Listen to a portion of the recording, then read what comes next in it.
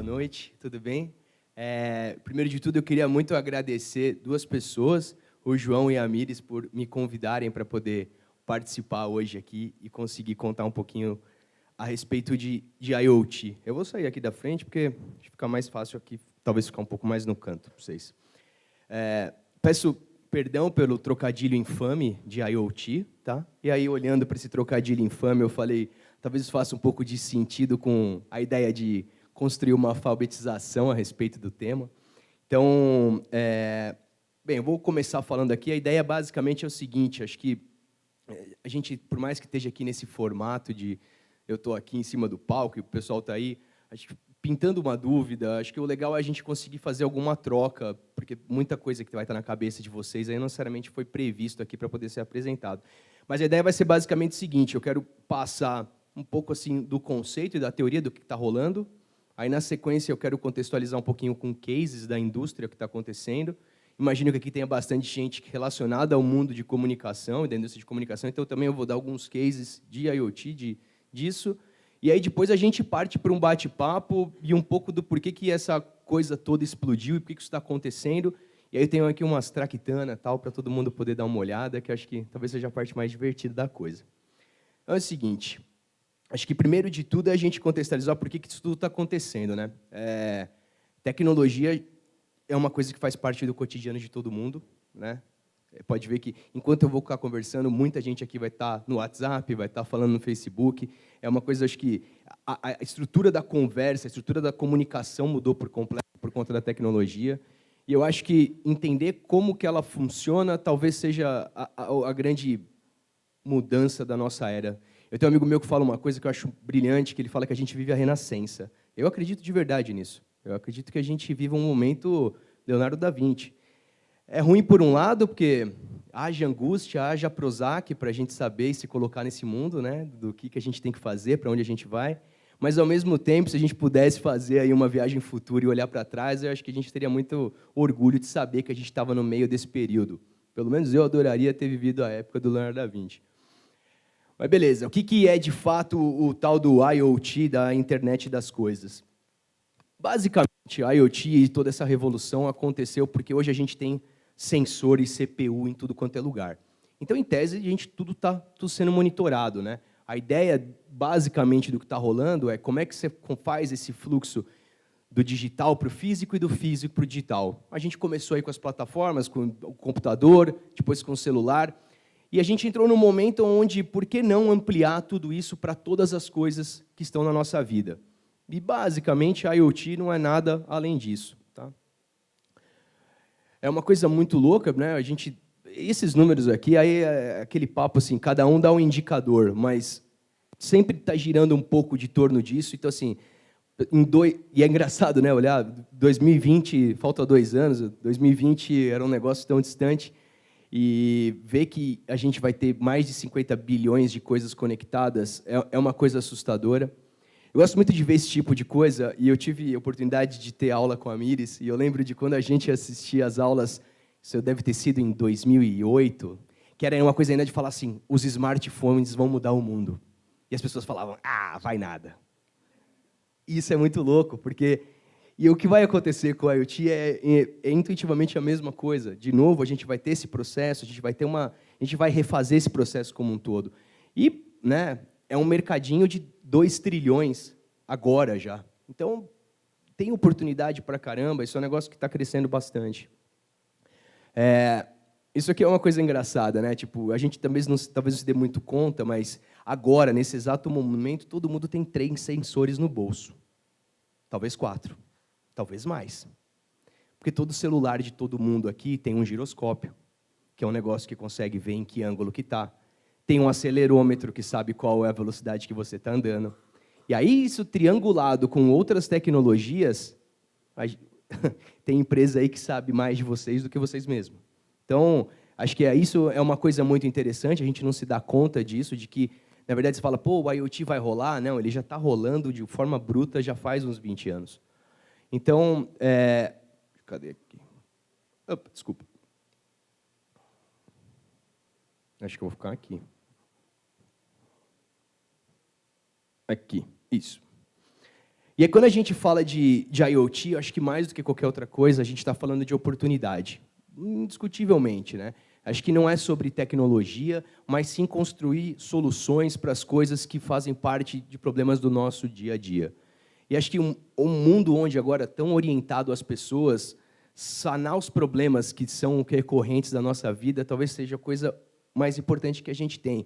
E em muitas coisas, com certeza, o IoT consegue resolver. Então é o seguinte, a gente tem novas receitas, a gente tem melhores processos, a gente tem melhores experiências.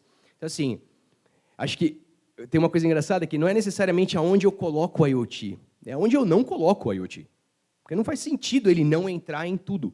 Ele está em todos os processos, em todas as cadências de produção, comunicação e etc. Eu acho que uma coisa que é muito interessante, e aí vocês vão ver aqui mais lá no finalzinho, talvez essa grande revolução tenha acontecido porque ficou muito barato fazer isso. Antigamente, programar um negócio, fazer uma placa e fazer esse negócio interagir com o mundo real, era uma coisa rocket science mesmo, né? O cara tinha que ser engenheiro. E hoje não. Hoje, qualquer pessoa que brincou com Lego, em tese, consegue fazer. E não é mentira, eu vou mostrar para vocês. Eu sou um cara formado em publicidade. Comecei a prototipar minhas coisas porque é simples. Porque se fosse difícil, eu não sou um cara lógico. Então, é uma coisa que dá para desmistificar, não é uma coisa mais tão treta. E eu acho que, assim, pelo IoT, assim, junto com... Porque, assim, também tem uma coisa muito interessante. O IoT, em tese, ele conversa com as coisas. E eu acho que também a estrutura do que é... O primeiro grande IoT, com certeza, é o celular. Indiscutivelmente. Acho que com o celular você consegue integrar com outras coisas inteligentes de forma muito fácil, porque dentro do celular você tem embarcado toda a inteligência da coisa. Você tem uma CPU, você tem um grande processamento, você tem uma conexão, às vezes, com a internet, e, às vezes, só fazendo um ping com as coisas, você já consegue fazer a coisa rodar. Então, assim, com o IoT, junto com a ideia do mobile, etc., eu acho que você passa por todo o processo de reinvenção e transformação digital. Cada vez ele é mais intuitivo, cada vez ele é mais invisível. Como eu disse, ninguém se dá conta, mas o IoT já faz parte da vida da gente faz 10 anos de todo mundo. Tá? Acho que... E aí uma coisa interessante é que o IoT ele traz uma mensagem, assim, uma dinâmica das coisas que é sobre tomar atitudes em tempo real. Talvez essa seja a coisa mais louca disso. E aí eu coloquei esse exemplinho aqui do Waze, que é o seguinte, saber que algum problema de IoT aqui? Será que aconteceu? Mas, por exemplo, saber que essa rua... Obviamente, você vai falar assim, porra, Ícaro, essa rua que está congestionada todo dia. Mas saber que ela está congestionada agora, e você saber dessa decisão, não necessariamente significa que você vai tomar alguma decisão com essa informação do agora. E o IoT ele te dá essa possibilidade de você ter as informações do agora para tomar as decisões agora. Que é uma coisa que, na verdade, a gente tinha que pesquisar, mensurar, projetar e, quiçá, tomar uma decisão. Então, isso eu acho que é a grande coisa. E aí, óbvio, né, ele tem aí um pequeno, grande problema, que é essa questão do dado, do que eu faço com o dado. Então, essa é uma coisa muito interessante. E aí tem um quesito também de segurança, né? Pronto, a IoT funcionou aqui. Aí, que é essa questão do...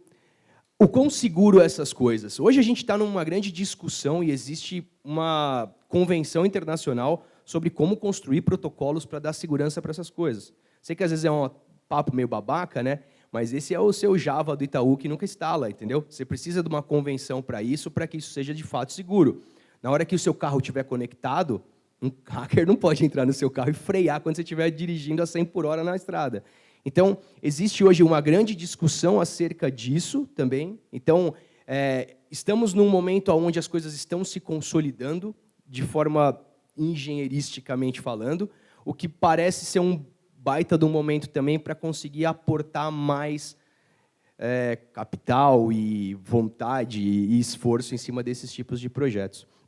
Eu tentei fazer um quadrante assim, de um pouco de começar a trazer aonde que essas coisas podem resolver coisas, que é com relações a contratos, com relação à logística, com relação à garantia das coisas, com relação à performance, com relação a calendário. Você começa a cruzar essas informações e você consegue meio que predizer tudo isso, né? Além de que você pode fazer a sua internet da coisa combinar com outras APIs. Então, por que não conectar com o Waze? Por que não conectar com o Weather Channel? Por que não conectar com o Facebook? Então, você começa também a integrar coisas e a gama de possibilidades em relação ao tema explode. Você pode fazer 1 trilhão de coisas, né? Então, assim, eu trouxe 2 exemplinhos, assim, tipo, sei lá, eu posso, por exemplo, por uma questão de garantia e de logística, melhorar e falar, quando é que uma comida está para vencer na geladeira? Eu posso saber disso. E quando essa comida estiver para vencer na geladeira, eu posso imediatamente falar, supermercado, você pode, tipo, mandar outra comida para mim? Você entende que você começa a integrar o mundo de um jeito onde as coisas parecem ser meio mágicas. E eu acho que isso é uma coisa legal do IoT. Ou de que você pode, por exemplo, do jeito que você dirige, pagar menos no seu seguro. Porque eu posso mandar esse dado para o seguro agora. Ou também posso pagar mais, né? Então, assim, você consegue... Hoje já, acho que até o próprio o Trânsito Gentil, esse novo aplicativo, já está com esse rolê acontecendo. Então, isso é muito legal, né? Tipo, entender que a gente tem todas essas coisas hoje com uma estrutura de cloud, que não necessariamente eu preciso ter uma infraestrutura minha rodando, eu jogo isso as a service, então eu posso consumir o quanto que eu, em tese, quero do negócio, eu não preciso instalar essa infraestrutura. Hoje eu tenho uma segurança para poder fazer esse negócio rodar, e eu acho que o mais legal, e até com pessoas de comunicação, a gente tem esse analytics, tem esse big data, que a gente consegue começar a cruzar, apesar de o big data ainda ser, na minha opinião, um pouco de falácia por grande parte das companhias, que ninguém sabe direito o que faz com isso. Tirando o Google, o Facebook, não vi ninguém ganhar dinheiro pra caramba com isso. Então, acho que ele funciona muito mais para predições e modelos estatísticos. Você vê saúde fazendo talvez uma coisa que não necessariamente ele está ganhando dinheiro, mas ele está construindo conhecimento. E aí, assim, um pouco da onde que está essa cadeia de valor e aonde que a gente ganha dinheiro com essa coisa, tá? Onde que isso a gente pode fazer acontecer? Primeiro, nas questões dos sensores. Tipo, o cara que faz o acelerômetro, o cara que faz o giroscópio, o cara que faz o sensor de gás, o cara que faz sensor de luz, esse cara, a ideia é sensorizar o mundo do máximo possível. Esse cara é o primeiro cara da cadeia. Em segundo momento, você tem o cara que combina todos esses sensores, que é o celular, que é o computador, que é o carro. Tá? Então, você tem o cara que agrupa tudo isso e coloca ali uma central de processamento para combinar as coisas e mandar informação, receber informação. Você tem a indústria de telecom, porque não adianta nada se você não trafegar esse dado em tempo real. Então, você tem isso daí acontecendo e esse cara é um cara decisivo para o processo. Por mais que existam também formas de você trafegar essa informação sem necessariamente usar a rede. Mas, em algum momento, você vai ter que conectar com um servidor e ele vai estar ali nesse processo. Então, guardar esses dados também é um lugar onde isso aqui é extremamente importante pensar. E, por último, que aí é onde gira a maior parte da minha vida, imagino que é de vocês, que é de construir soluções baseadas em todas essas coisas. Qual é o IoT que eu vou fazer? Qual que é o aplicativo que conecta com tal coisa que funciona desse jeito? Então, dentro das soluções, elas são basicamente infinitas quando combinadas com outras companhias, né? E tem uma coisa que eu acho que isso acabou também acontecendo, e para mim esse é o maior ponto do porquê dessa explosão, não só do IoT, mas de todas as tecnologias, é essa ideia um pouco oriunda do movimento maker, onde todo mundo pode fazer alguma coisa. Por quê? Porque prototipar ficou fácil, porque fazer uma ideia...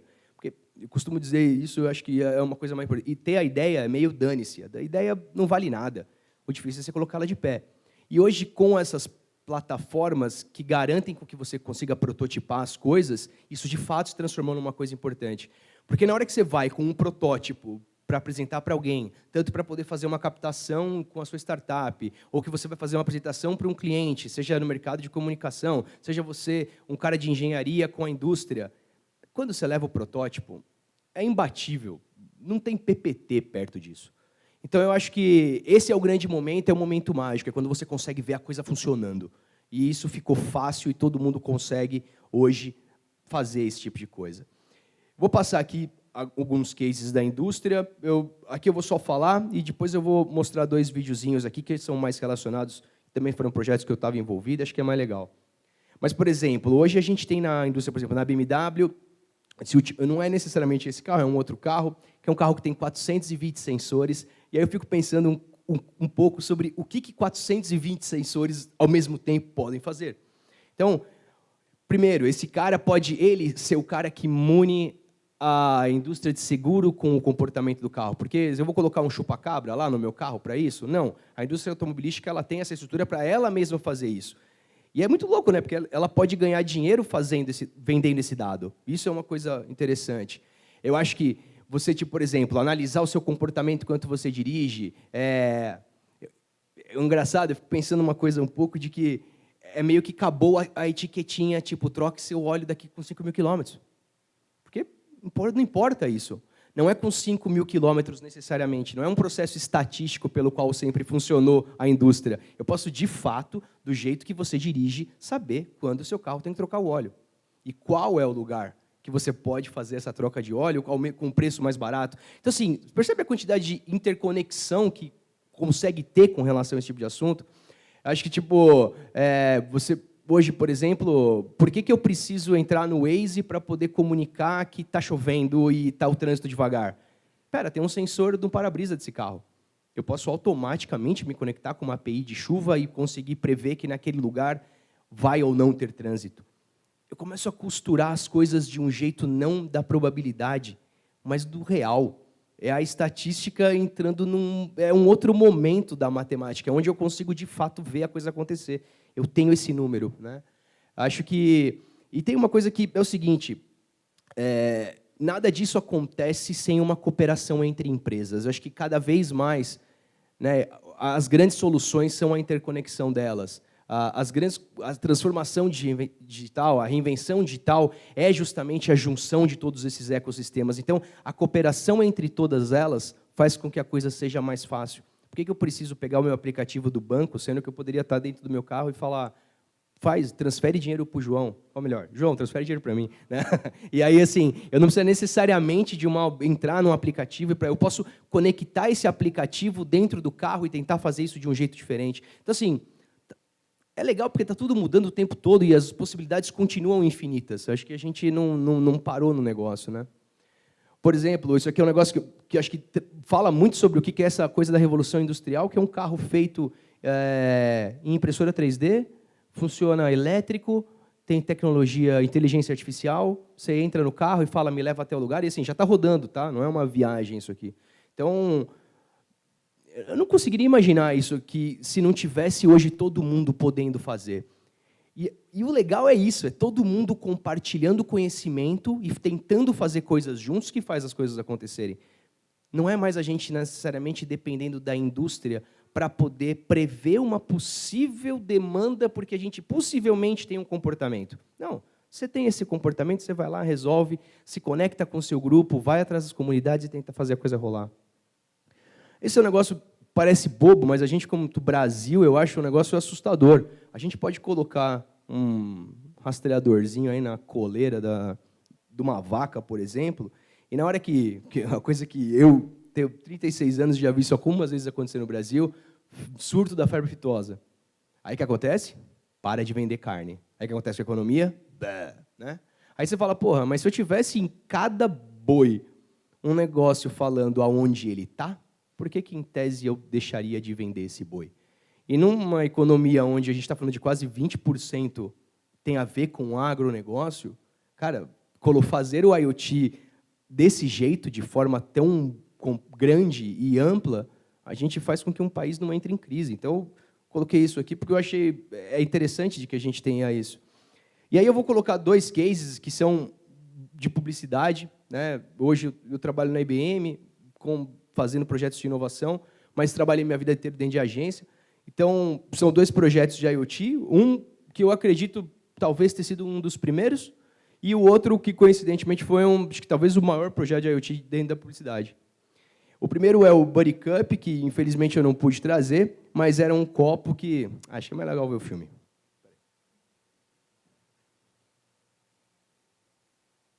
Há anos, a gente faz amigos da mesma maneira.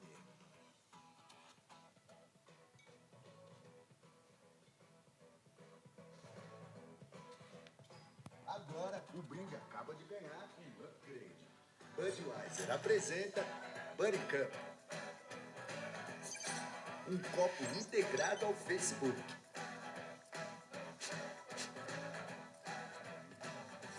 Quando duas pessoas brindam, viram amigos.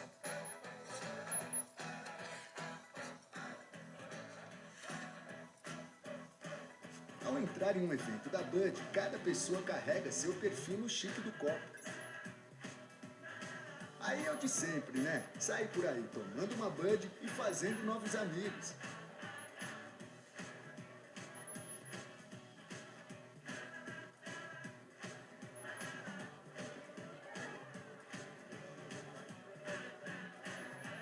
Buddy Cup. Quanto mais Bud, mais amigos.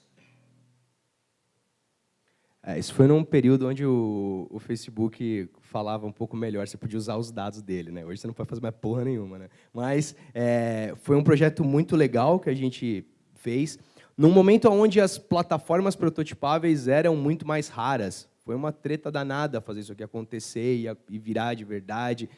Chegou ali na marca do pênalti para poder fazer uma produção brutal com a gringa e acabou não acontecendo. Mas foi um projeto muito legal, que foi feito, não é isso que eu dizer, em 2011, 2012. Então, assim, já faz um tempinho que isso aí aconteceu. E o outro projeto, que foi um projeto que rodou ano passado, que é um calendário, aqui já um pouco com um case do que acabou acontecendo de resultado, também vou passar para vocês verem, antes de falar alguma coisa.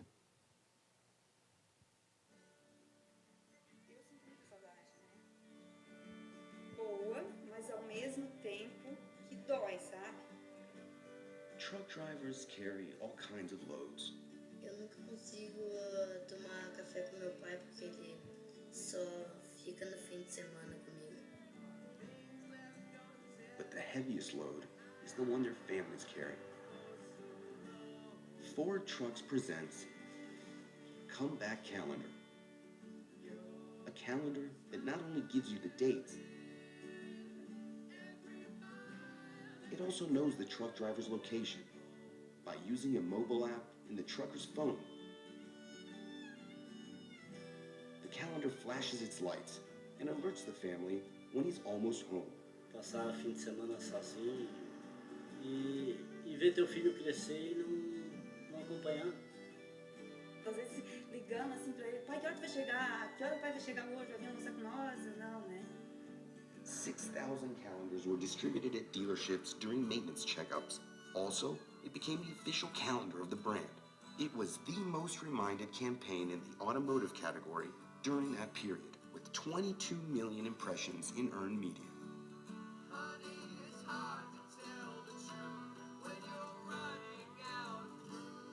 And helped during the most important part of the journey, coming home. Emocionante chegar em casa e ver o meu filho correndo me abraçar. Não tem dinheiro que pague. Because family is the most important load.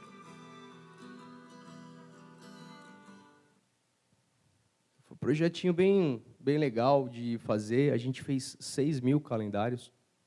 A gente ficava até discutindo assim, poxa, talvez tenha sido quanto que tenha tido de iPhone 1 no Brasil. Então, foi uma coisa muito legal de conseguir fazer um projeto desse, que teve bastante exposição, e a gente distribuiu isso para um monte de gente. Porque, assim, era basicamente um calendário, mas um calendário inteligente, com uma plaquinha, com as coisas funcionando. Então, e aí, né, que aí, para mim, acho que é um pouco da grande coisa disso tudo, tipo, de qual que é o milagre, do porquê que, de fato, a IoT explodiu, é porque prototipar é fácil. Porque qualquer pessoa pode fazer. De verdade, você tem uma ideia de conectar uma coisa com outra coisa, e isso ficou fácil. Isso, na boa, assim, é um segredo que eu quero contar para vocês, de verdade, porque você não precisa necessariamente de alguém para poder fazer isso. Se tiver um pouquinho de boa vontade, de dar uma pesquisadinha em uma ou duas coisas, e aí, assim, eu estou super à disposição para poder, tipo, falar onde estão as coisas, e experimentar isso, eu acho que é uma coisa maravilhosa, porque eu acho que a criatividade ela acontece de verdade no percurso, não necessariamente quando você tem a ideia. Essas milhões de ideiazinhas que você vai ter fazendo, que de verdade vão fazer uma coisa ser grandiosa. Então, hoje, a hora que você vai atrás de plataformas prototipáveis, você tem 1 trilhão delas para as mais diversas coisas, onde você consegue entrar num GitHub da vida, copiar e colar um código, subir pelo seu computador e ver a coisa acontecer. Então, sim, existe uma grande diferença em se transformar num produto final, e para isso você precisa dos universitários, mas fazer a coisa, experimentar, testar, provar se esse conceito funciona, isso é uma coisa que a gente pode fazer. E eu acho que tanto o Buddy Cup, quanto acabei nem passando o vídeo para vocês também, que foi um outro projeto do SafeCap, depois eu posso mostrar se vocês quiserem, aquele outro. Os primeiros protótipos, cara, fui eu que fiz. Então, sim, não é uma coisa difícil, entendeu? Então, a hora que você olha, você vai ter tipo coisa que é um computador em forma pequena, tem coisas que funcionam para você que seja muito pequena, sem muito processamento, coisas que você precisa de mais processamento, mas são um pouco maiores e mais pesadas, coisas que dependem de pouco processamento, são pequenas e precisam de pouca energia, coisas que são pequenas, mas precisam de bastante energia. Você tem uma infinidade, trouxe essas plaquinhas aqui para vocês, se vocês quiserem dar uma olhada depois, a gente conversar um pouco de forma mais individual. Mas isso aqui é só um pedacinho, é um recorte muito pequeno de hoje da quantidade de coisas que a gente pode fazer de bases pré-prototipáveis. Tá? Então, aí eu trouxe aqui, acho que eu queria abrir um pouquinho assim, para a gente bater um papo, e se vocês quiserem fazer uns experimentos, eu trouxe umas placas aqui, eu fiz umas bobeirinhas, a gente pode talvez abrir um espaço aqui, não sei quem se interessa, mas para a gente juntar uns LED, misturar com umas coisas, ver a coisa funcionando, e é isso. E também queria abrir um momento para uma pergunta e etc., que acho que talvez seja mais legal, né? Obrigado.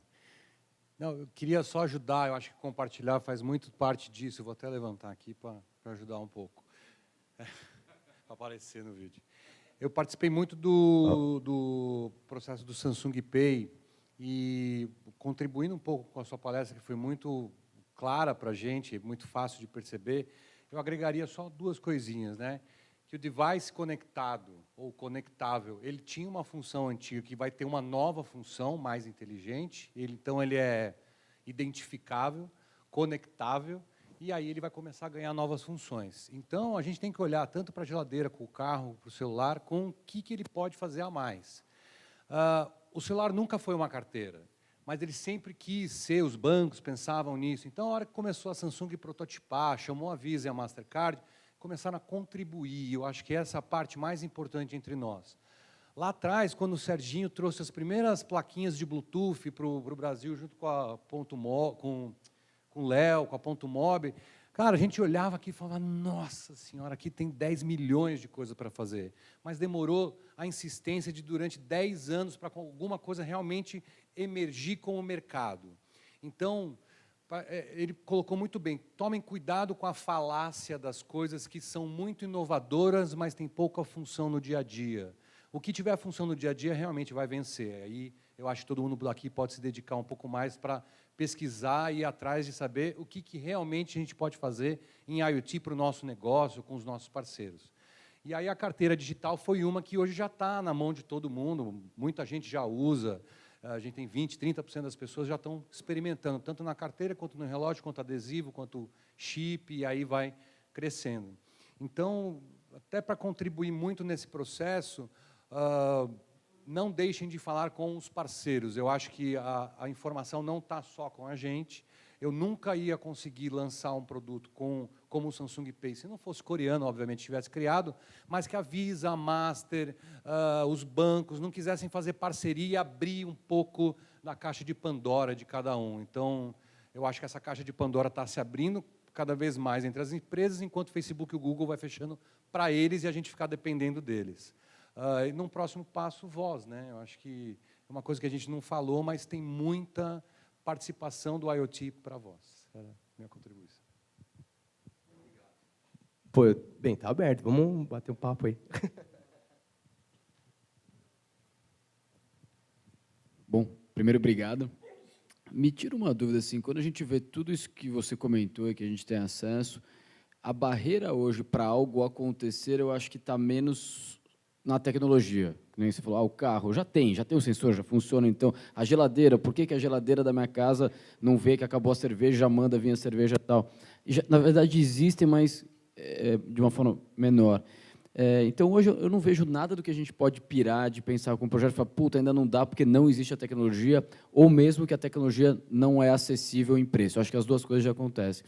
O que eu, quando olho de fora, acho que falta é o ecossistema e o modelo de negócio, é entender como é que vai viabilizar economicamente, menos no sentido de ser ou não ser barato, mas quem paga a conta, como funciona? Então, do carro. Por que ainda não aconteceu da BMW ganhar dinheiro vendendo dado para a indústria de seguros? Por que a geladeira da minha casa ainda não faz isso e tal? Quem que são as empresas que entram para viabilizar isso? Porque você tem os grandes projetos, a Amazon vai lá e cria, compra e faz a loja dela, que você pega lá as coisas e tal, não sei o quê, mas é um cara que verticalizou tudo, e são poucas as empresas no planeta que conseguem ir de cabo a rabo. Como que viabiliza para que isso possa acontecer? Quem que vai assumir esse papel de criar o marketplace, o ecossistema ou a viabilidade de modelo de negócio? Tem já uma categoria específica para isso, ou como funcionaria? Uma coisa que eu tenho observado bastante, assim, que a gente tem discutido, é que assim, até tipo indo um pouco contra todos os papos e tal, mas o grande problema acho que do mercado não são as startups. O grande problema são as gigantes. As gigantes estão vindo e fazendo tudo, inclusive fazendo o que os outros gigantes fazem também. Então, se vai acontecer alguma mudança, na minha opinião, a gente tende a um pouco essa dinâmica de, sabe, o aplicativo que faz tudo chinês. Eu sei que é meio... Você fala, poxa, será que vamos para isso mesmo?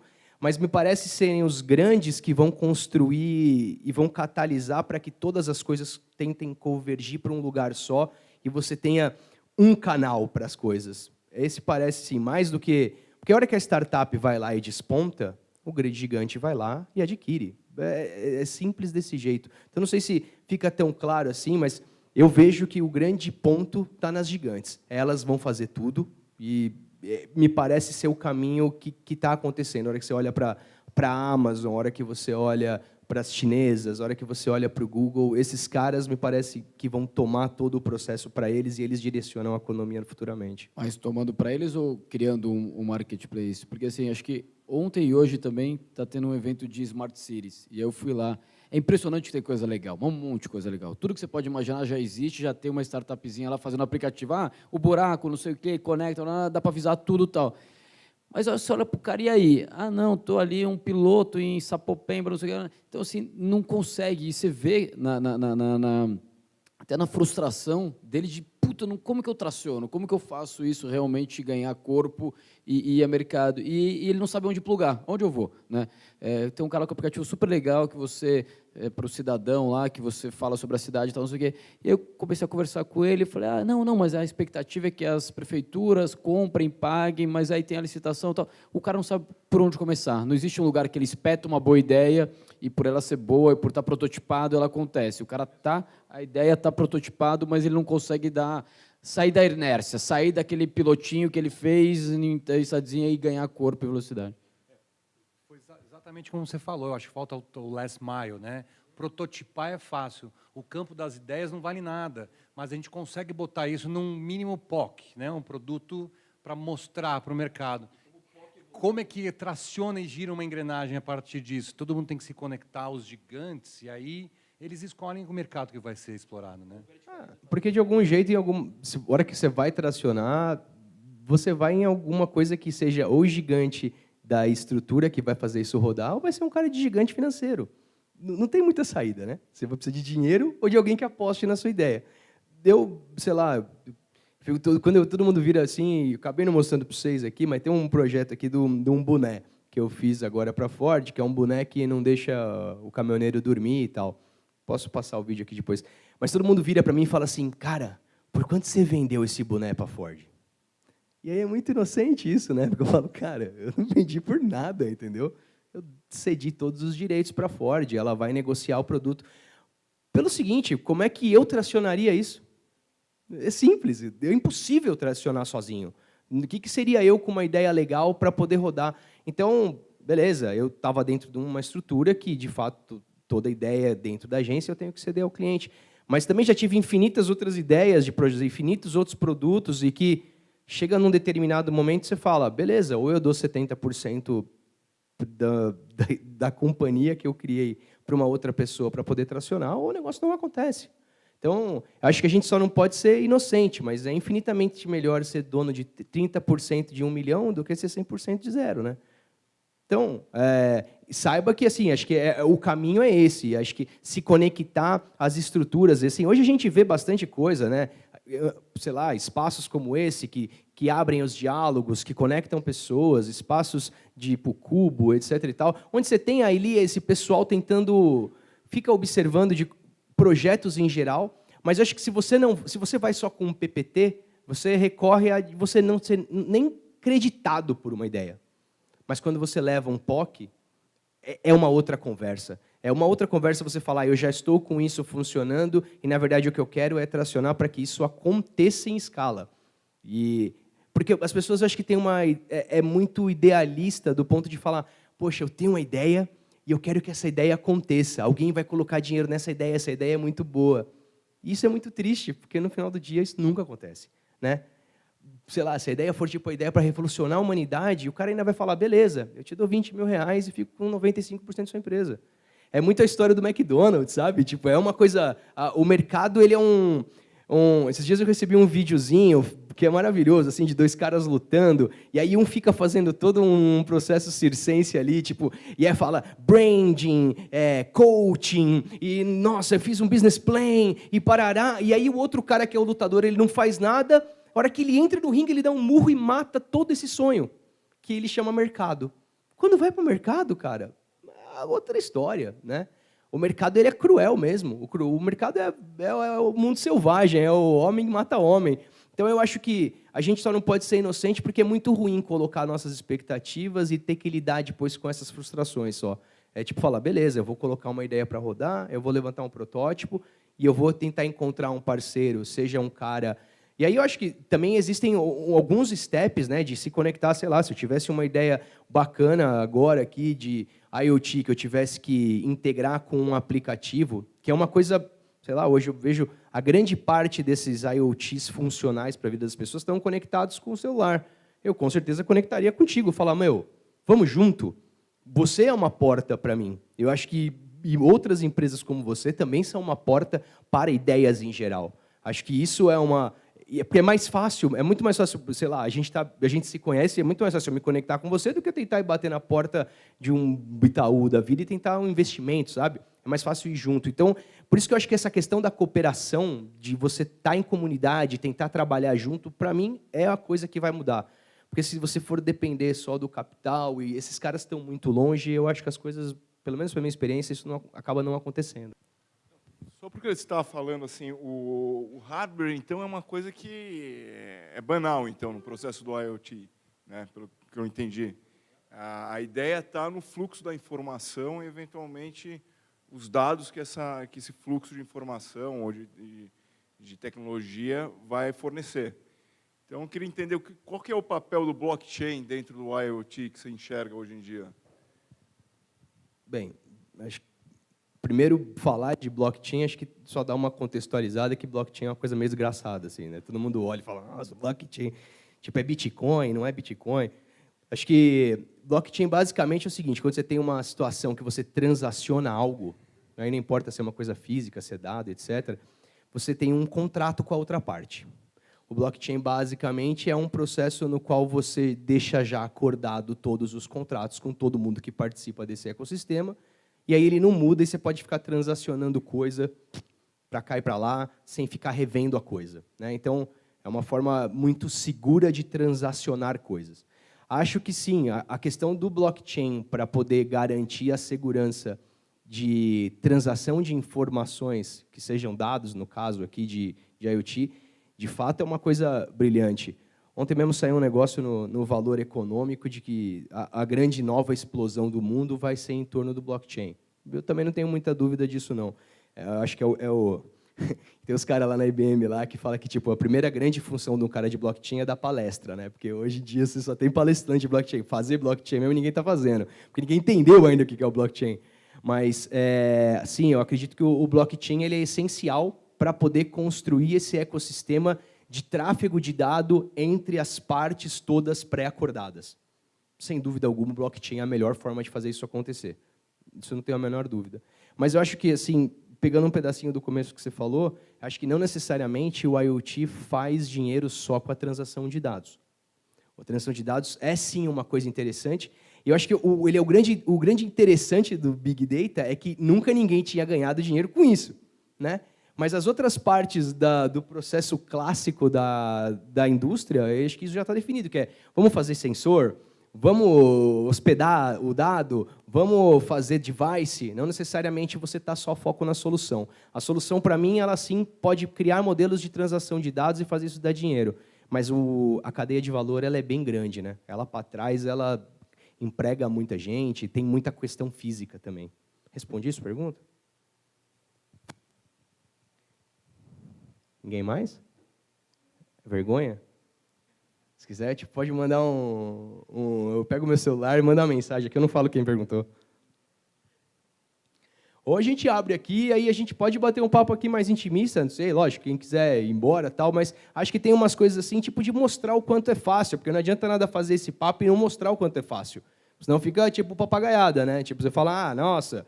Então, assim, eu queria mostrar que, tipo, poxa, uma plaquinha custa hoje $19 e você consegue, sei lá, automatizar qualquer coisa da sua casa que você queira, entendeu? Eu automatizei com $19, sei lá, a minha hortinha lá da vila. E o que eu observo é que vocês, publicitários, com muita maestria, colocam na mídia aí os produtos, os serviços, o wallet, né, Visa, enfim, seja lá a facilidade que vocês criam, mas eu tenho uma sensação de que, puxa, como é difícil num país em que a gente tem um pouco recurso, né, quer dizer, o ticket médio aqui é baixo, implementar de fato essas tecnologias no mainstream. E essa viabilidade, como é que é isso?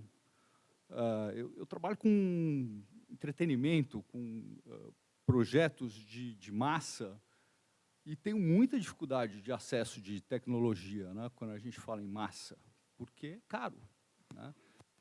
Você falou num número de $19, mas quando você fala em números grandes, isso é severo, né?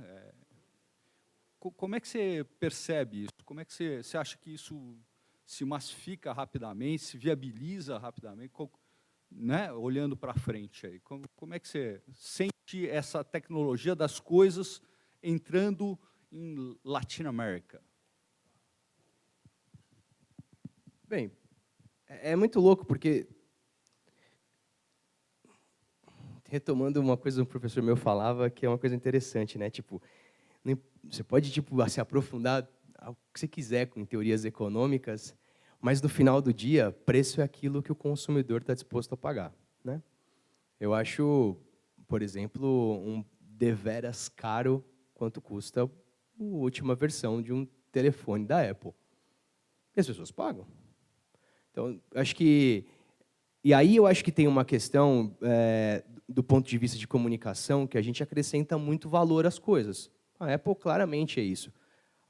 Não é o quanto custa, né? Então, eu acho que o que a gente tem que construir como pessoas de comunicação é conseguir, de fato, transparecer esse valor para as pessoas de que aquilo, de fato, consegue resolver problemas seus. Eu acho que desde que resolva problemas da gente, a gente não se incomoda em pagar. E aí, eu acho que, dando esse outro ponto, por isso que eu bato muito nisso, de que se a gente não faz as coisas orientado nos problemas das pessoas, a gente recorre a fazer coisas que são inúteis. E o designer, o comunicador, o engenheiro, ele não pode recair nisso, por mais que a indústria tenha a necessidade de fazer, às vezes, coisas bastante cretinas para a gente simplesmente movimentar o negócio, mas as coisas cretinas elas não param no negócio e aí a coisa acaba não acontecendo por si só e você não ajuda as pessoas. E vide ao mundo onde você tem infinitas coisas que ajudam as pessoas hoje que são de graça, lógico, de graça naquela, você está dando todos os seus dados, mas isso ainda não é um problema para a nossa geração, dar dados. Então, eu acredito que na próxima seja um grande problema, porque a gente teve a escolha, né? Os caras que vão vir para frente não têm a escolha de poder ou não dar os dados. Então, eu acho que isso vai acontecer, não é uma questão para mim de grana, definitivamente, porque hoje, a hora que você fala assim, putz, uma plaquinha custa $19, você conseguiria produzir isso aqui com incentivo e etc. e tal no Brasil. Se você fosse fazer 1 milhão de placas, você conseguiria incentivo do governo para poder fazer esse negócio custar barato e fazer a coisa acontecer. Eu acho que falta, sim, acho que a gente tem hoje muito poucas, não necessariamente iniciativas, mas o caminho para você conseguir fazer essas coisas acontecerem junto a programas e incentivos de governo são escassos, você não sabe aonde você tem que ir. Quando você sabe aonde você tem que ir, se trata de um processo extremamente burocrático para fazer isso acontecer, porque eu acredito que o governo, sim, poderia contribuir para esses caras que têm essas ideias incríveis. E ao invés de a gente recorrer só necessariamente a uma grande empresa, a um financiamento, a gente poderia ter o governo ajudando a gente um pouco em relação a isso.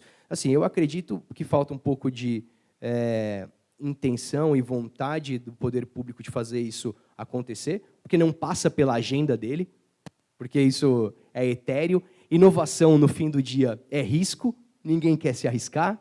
Quando você pega uma cultura como as latinas, elas se arriscam ainda menos, né? Ninguém está a fim de colocar 10 milhões em 10 anos, para ver se o negócio vai ou não vai rolar.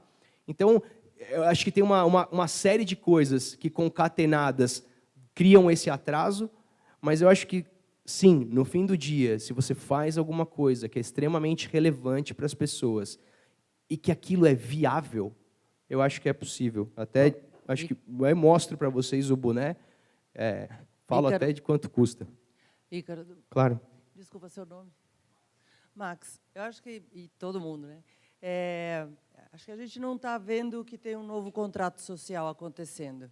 E a gente sempre pensa em grandes conglomerados superestruturados, coisas do tamanho de um Google, Facebook ou outras grandes empresas.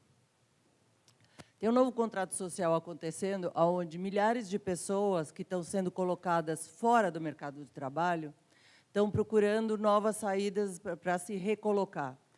Isso leva a duas coisas, né? A reaprender como organizar trabalho e finanças, e outra, adquirir novas habilidades. Isso cria subgrupos, tribos, coisas que trabalham de uma outra forma.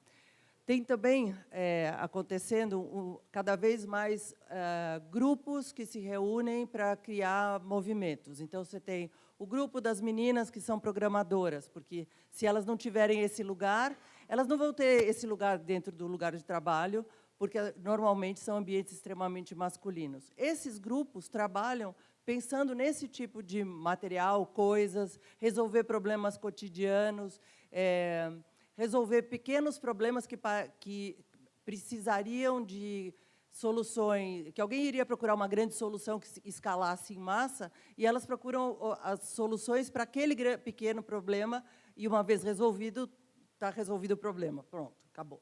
Né? Então, essas coisas que a gente viu e aprendeu como soluções em massa, então, existe uma tendência mundial de começar a se resolver em tribos. E essa é uma coisa para a qual a gente não está preparado. Por isso, muda o jeito que a gente vai dar valor às coisas na sociedade.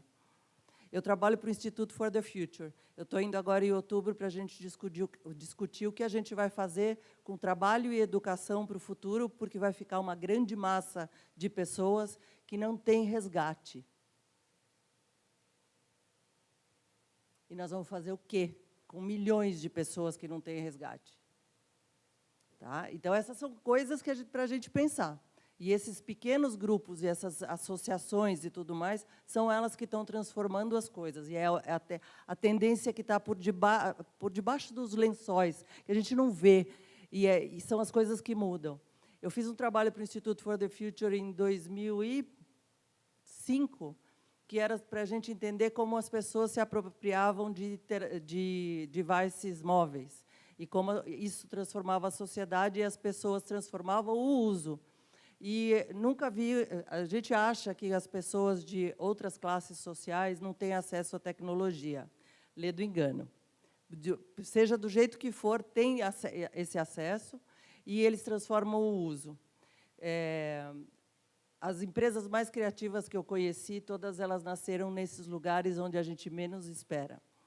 Porque elas nascem absolutamente do nada. Nasceu uma flor do nada. Né? Então, as empresas que durante anos salvaram o seu celular quando ele estava quebrado, essas empresas nasceram de pessoas que olhavam na internet, dentro da lan house, porque era isso que o cara tinha para estudar. né? E isso eu acho que é uma flor nascendo no meio do deserto. Porque ninguém disse para o cara que tinha isso, ninguém indicou esse caminho para ele, ele descobriu. E quando a gente fala de prototipação com essas coisas, a gente está criando uma oportunidade de tirar essas pessoas de uma situação de pouca oportunidade para ser extremamente criativas. Acho que muitas das coisas que a gente vê de startup e tudo mais, é lindo, né? É lindo estar aqui num lugar tão privilegiado da cidade, é lindo tá todas essas coisas que a gente vê e fala, e Cubo, e outros, e Nova Bra, etc. Mas criatividade acontece, e o que mina a sociedade como ela acontece na periferia e por baixo dos panos, quando ninguém está vendo. Sim, acho que não tem nem que pôr nem tirar. Acho que o perfeito que a Miris falou, assim, concordo também 1000% com o que ela disse. E eu acho que essa parte dessa grande revolução que está acontecendo é que justamente a gente está revendo todas as nossas questões, valores. O fato da gente viver a renascença não é necessariamente o fato de que a gente está achando novas formas de ficar mais rico e ter mais empresas maiores. Acho que a gente está reinventando o nosso processo. E passa não só por a questão... Acho que aqui é um recorte muito pequeno, e o que eu tentei trazer aqui, e eu concordo com isso, é de falar, poxa, por exemplo, o Movimento Maker é um pequeno grupo de pessoas que estão tentando fazer uma coisa sem não necessariamente ter um objetivo financeiro. É muito bizarro isso, né? É engraçado você ter grupos trabalhando de forma idealista para que as coisas aconteçam. E aí esses grupos se auto-fomentam para que essa coisa, de fato, role. Porque a minha necessidade, a sua necessidade, não necessariamente é uma necessidade escalável, né? Sei lá, é o que eu disse, eu tenho uma necessidade de ter... eu, idealisticamente, gostaria que todo mundo tivesse comida. E aí eu acho que comida tinha que ser um negócio de graça. Aí eu moro numa vilazinha e eu estou tentando fazer uma horta para todo mundo poder comer de graça, e aí eu comecei a automatizar essas coisas, porque eu não consigo ficar cuidando da porra da horta todo dia, porque dá um trabalho danado. Mas aí o que acontece? Aí uma outra pessoa ali conecta e fala, poxa, Ícaro, posso te ajudar a plantar tal coisa? E aí é engraçado, porque é um grupo de 20 pessoas fomentando. E é muito louco, né? A gente, na cidade grande, a gente perde um pouco dessa ideia de que a gente precisa de pequenos grupos. Você precisa do médico, do juiz, do prefeito, do louco, do bêbado. Sem esse grupo, as coisas não funcionam. Quando a gente começa a se clusterizar em grupos de prefeitos, grupos de médicos, a coisa se perde, a gente falta identidade para a gente, né? Então, acho que a Miris complementou de um jeito super interessante. E aí eu vou tentar concluir um pouco disso, porque assim, uma coisa que me pegava muito era a questão de que, tipo, caminhoneiro é uma classe que mata muita gente.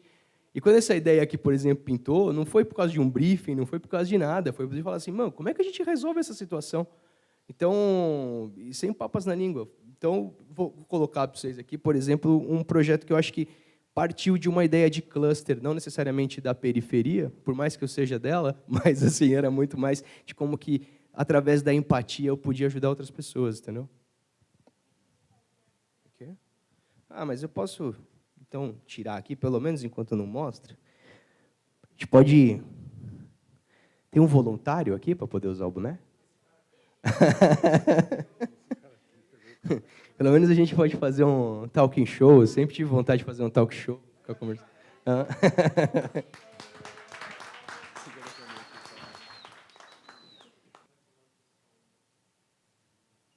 Ficou da hora, hein, meu? Beleza? E aí, ficou estilo? Tá. Beleza. Faz de novo, vira a cabeça. Vamos lá, vou mostrar. Faz o seguinte, faz o Felipe. Primeiro eu queria uma salva de palmas aqui para o nosso... Eu queria que você tirasse o boné e colocasse ele de novo, para o pessoal ver como é que coloca. Porque eu vou explicar como é que ele funciona. Pode colocar. Então, o que acontece? Ele coloca o boné, e aí o que ele faz? Ele tem que ficar olhando para frente por 3 segundos.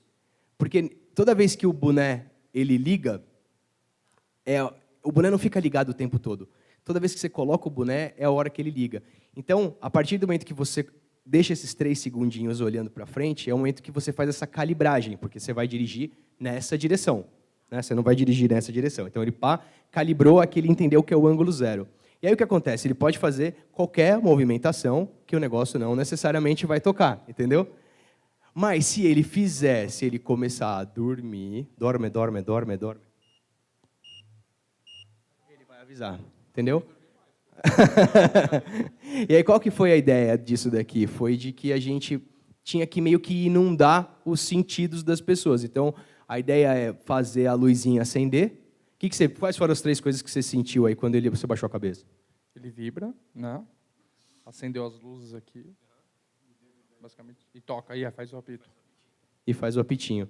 Então, a ideia era fazer isso daqui, tipo, para que justamente, assim, óbvio, ele não tem um compromisso de falar, nossa, ele não deixa as pessoas dormir, mas ele enquanto um assistente de que, poxa, quando você... Porque tem uma coisa muito interessante, que foi um insight que veio do momento do protótipo, e aí por isso que eu bato tanto de que o protótipo é importante. Quando a gente estava fazendo os testes, e a gente colocou para dentro da CPU esses dados de movimento da cabeça,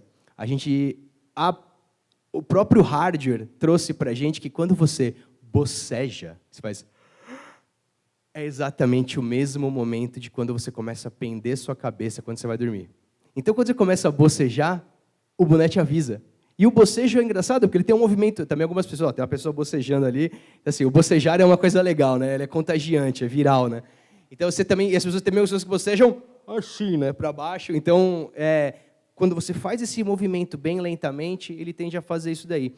O boné, quando ele começou, na verdade, a gente tinha mapeado ele muito para poder fazer... Ó, a Miris também ali, ó, bocejando. E aí, quando a gente pensou esse projeto, a ideia era que, na verdade, ele tinha um trigger e com 22 graus e 22 graus para baixo, ele fazia isso acontecer. Mas é difícil, assim, o grande problema disso foi poder limpar uma coisa que a gente chama de falso positivo, que é o fato de você... Não é qualquer movimento de baixar a cabeça que faz o negócio apitar. Porque na terceira vez que o negócio apitar, que não for que você estiver dormindo, você não vai usar mais o boné. Entendeu? Então, essa foi a grande coisa. Tá rolando ali o vídeo? A minha senha? Tá bom. Pô, obrigado, viu, Felipe? Valeu. Deixa eu ver se roda aqui agora. O digital, basicamente, ele é sempre formado por ou ligado ou desligado. E aí ele vai conseguir sempre... Você olhando para eu gosto muito desse exemplo visual, para mim fica fácil.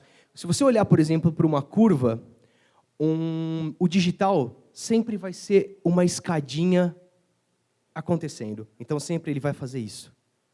O analógico, não. O analógico ele é uma curva perfeita. É como se você tivesse infinitos dentro daquele espaço, daquele intervalo de número. Então, entre o 0 e o 1 de um digital, você não tem nada. Mas entre um 0 e o 1 do analógico, você tem o infinito. Ele tem uma resolução para dentro que nunca acaba. Por isso que o sinal analógico ele tem normalmente muito mais informação do que o sinal digital. O sinal digital ele é fechado. Você fala, eu tenho tantos bits. O sinal analógico não. O sinal analógico é uma onda por si só. Ela é física, ela é real. Então, aqui você consegue fazer, e são 2 tipos de leituras que acontecem eletronicamente muito diferentes. E é isso que foi o que acabou hoje, o que a gente tem muito dessa coisa da interação. Então, basicamente, hoje, na hora que você dá você tuita e pode acender uma luzinha. Ou você aperta um botão e tuita alguma coisa. Basicamente, essa aqui foi a plataforma que fez toda essa coisa acontecer. Porque isso aqui é barato. Isso aqui custa $18. Vamos lá, como é que faz? Vamos lá. Esse aqui, basicamente, é uma empresa muito legal, para quem quiser também dar uma olhada. Chama Particle. Esses caras, aqui dentro desse negocinho, por exemplo, quando eu fiz o primeiro caminhãozinho, eu usei exatamente. O caminhãozinho, para poder configurar, é exatamente a mesma coisa que funciona nesse negócio. Hoje custa $19 essa plaquinha aqui. Hã? Vamos ver se ele... Deixa eu ver aqui. Azul. Não, o que eu estou fazendo aqui é basicamente ligar ele na tomada. Só estou colocando uma carguinha de 3 volts para poder rodar. Eu peguei, comprei o negócio. Aí vamos ver se ele vai enxergar aqui.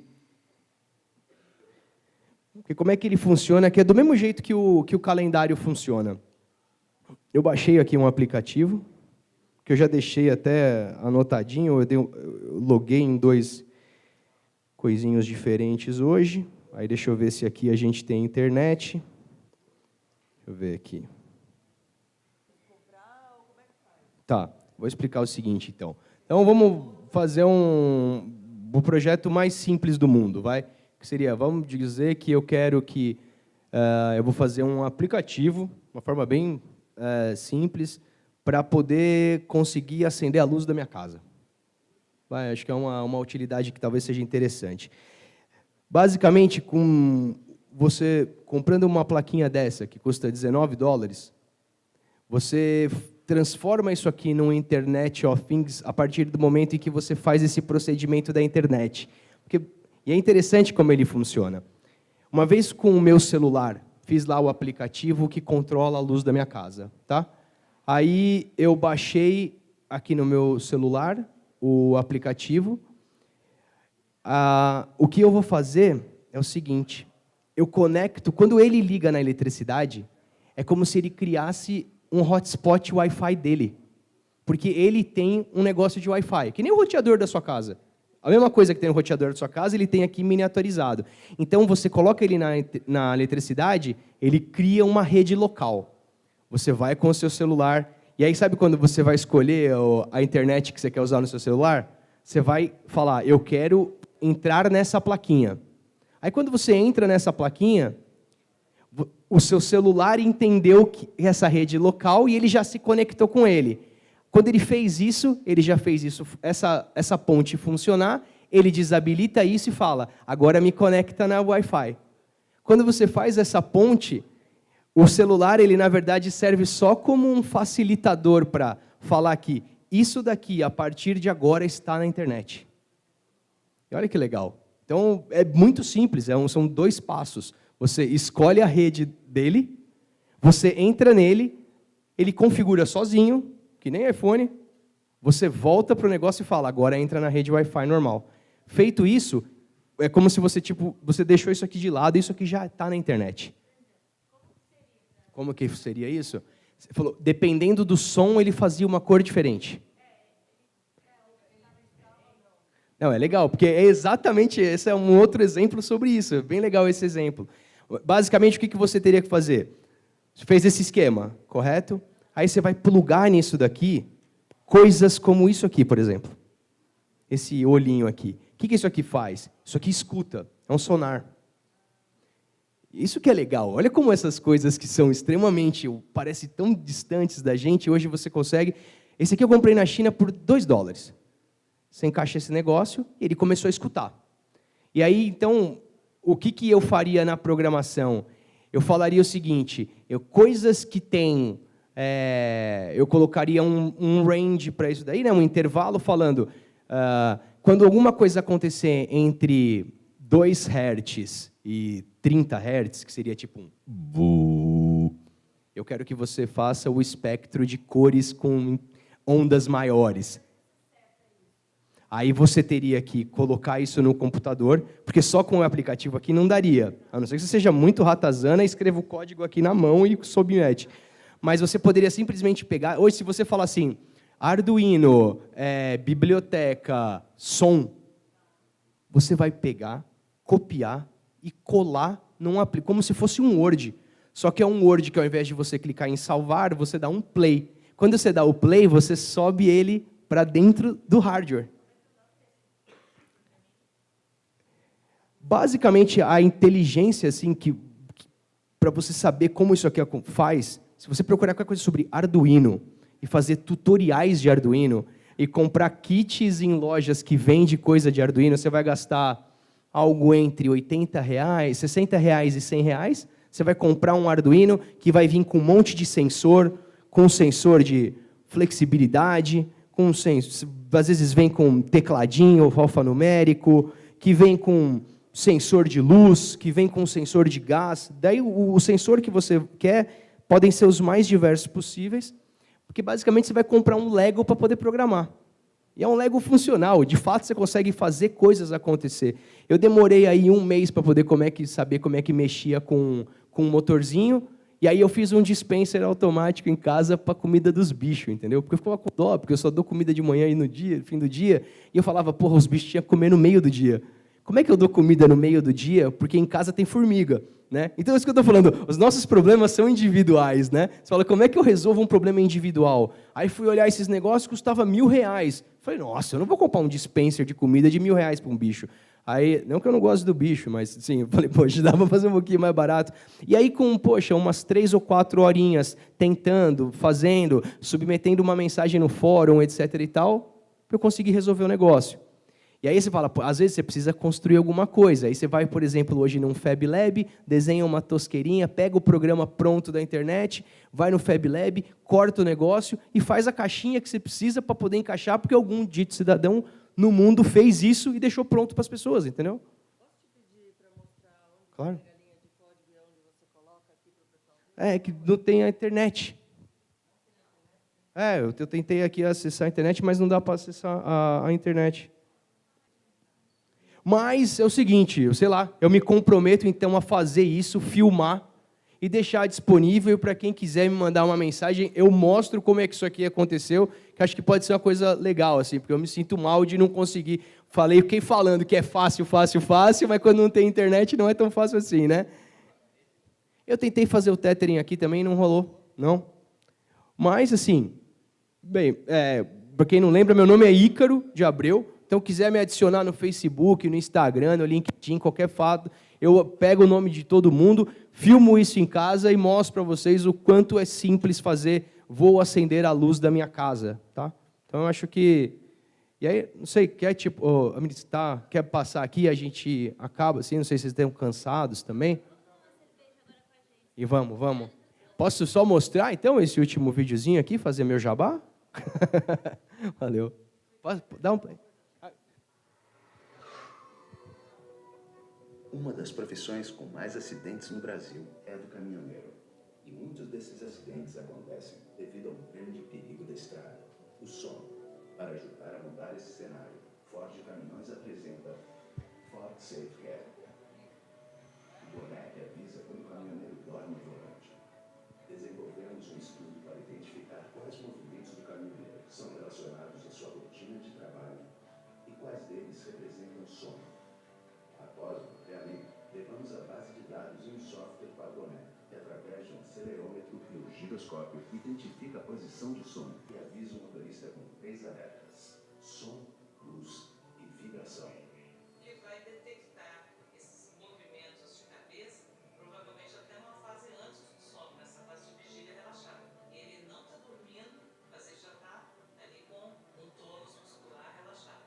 Então ele pode, talvez, prever um sono antes do caminhoneiro, do motorista estar dormindo realmente. Ele vai dizer para você o seguinte: pare, descanse, né? Procure dar uma melhorada para depois sair. O SafeCare foi lançado em outubro de 2017 na FENATRAN, a maior feira de caminhões da América Latina. E desde então virou notícia no mundo todo.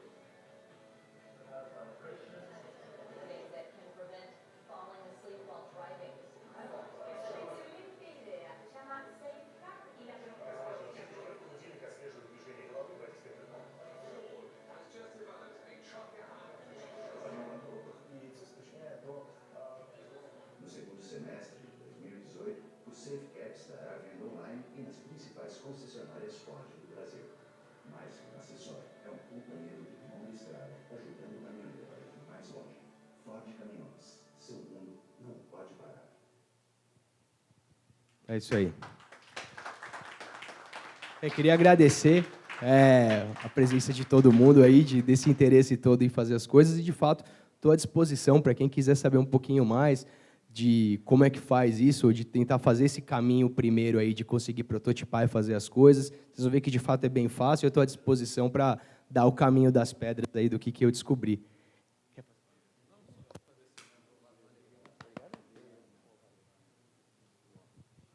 Valeu, obrigado a todo mundo. Quarta-feira que vem tem mais. Obrigado, Ícaro, de novo. Foi ótimo. Valeu.